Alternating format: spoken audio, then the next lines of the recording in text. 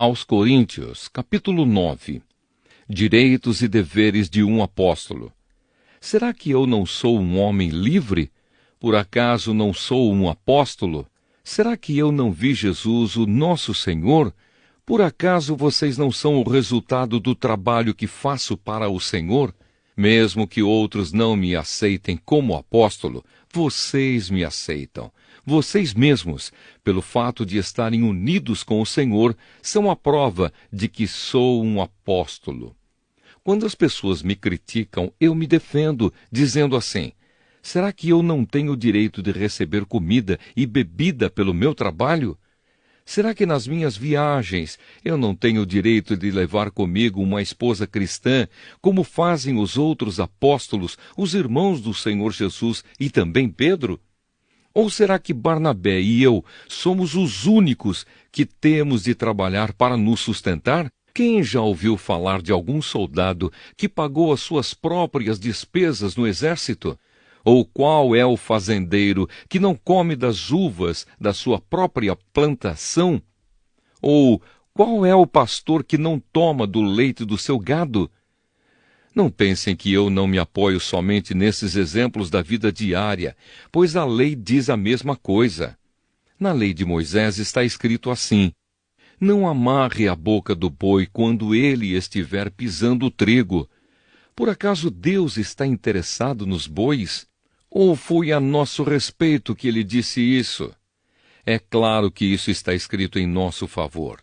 Tanto a pessoa que planta como a que colhe fazem o seu trabalho na esperança de receber a sua parte da colheita. Se temos semeado entre vocês a semente espiritual, será demais se recebermos de vocês alguma recompensa material? Se outros têm o direito de esperar isso de vocês, será que nós não temos muito mais direito do que eles? No entanto, nós não temos usado esse direito. Pelo contrário, temos aguentado tudo para não atrapalhar o Evangelho de Cristo. Certamente vocês sabem que os que trabalham no templo é do templo que recebem os seus alimentos. E sabem também que os que oferecem sacrifícios no altar recebem uma parte da carne dos animais que são sacrificados ali.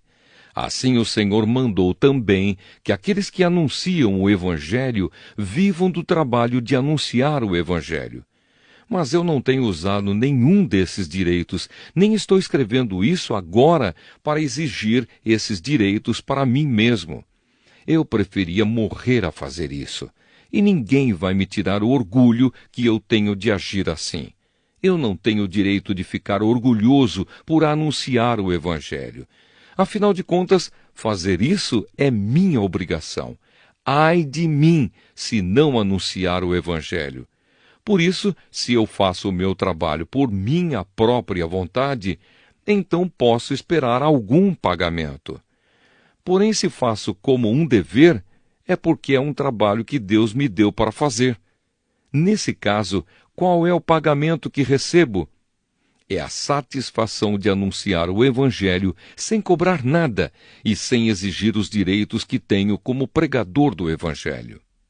Sou um homem livre, não sou escravo de ninguém, mas eu me fiz escravo de todos, a fim de ganhar para Cristo o maior número possível de pessoas.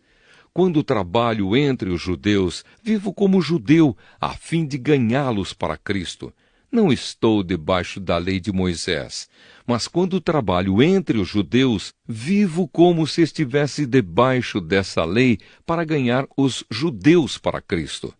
Assim também, quando estou entre os não-judeus, vivo fora da lei de Moisés, a fim de ganhar os não-judeus para Cristo. Isso não quer dizer que eu não obedeço à lei de Deus, pois estou, de fato, debaixo da lei de Cristo. Quando estou entre os fracos na fé, eu me torno fraco também, a fim de ganhá-los para Cristo. Assim eu me torno tudo para todos, a fim de poder, de qualquer maneira possível, salvar alguns. Faço tudo isso por causa do Evangelho, a fim de tomar parte nas suas bênçãos. Vocês sabem que numa corrida, embora todos os corredores tomem parte, somente um ganha o prêmio. Portanto, corram de tal maneira que ganhem o prêmio.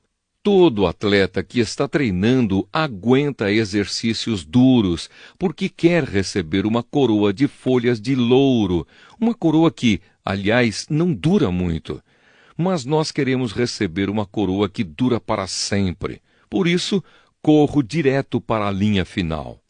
Também sou como um lutador de boxe, que não perde nenhum golpe.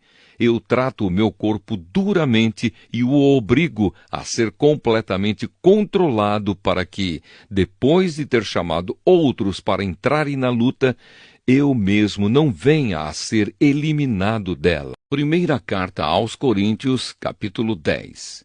Conselhos contra a adoração de ídolos. Irmãos, eu quero que vocês lembrem do que aconteceu com os nossos antepassados que seguiram Moisés. Todos foram protegidos pela nuvem e passaram pelo Mar Vermelho. Como seguidores de Moisés, eles foram batizados na nuvem e no mar. Todos comeram da mesma comida espiritual e beberam da mesma bebida espiritual, pois bebiam daquela rocha espiritual que ia com eles, e a rocha era Cristo. Mas Deus não ficou contente com a maioria deles, e por isso eles morreram, e os seus corpos ficaram espalhados no deserto. Tudo isso aconteceu a fim de nos servir de exemplo para nós não querermos coisas más como eles quiseram, nem adorarmos ídolos como alguns deles adoraram. Como dizem as Escrituras Sagradas, o povo sentou-se para comer e beber e se levantou para se divertir. Não devemos cometer imoralidade sexual como alguns deles fizeram. E porque eles fizeram isso, 23.000 deles caíram mortos num dia só.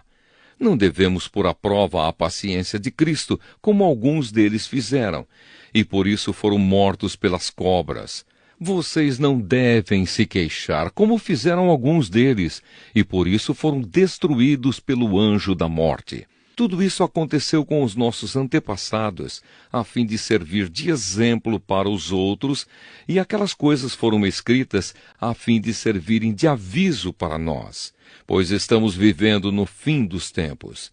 Portanto, aquele que pensa que está de pé, é melhor ter cuidado para não cair. As tentações que vocês têm de enfrentar são as mesmas que os outros enfrentam. Mas Deus cumpre a sua promessa e não deixará que vocês sofram tentações que vocês não têm forças para suportar. Quando uma tentação vier, Deus dará forças a vocês para suportá-la, e assim vocês poderão sair dela.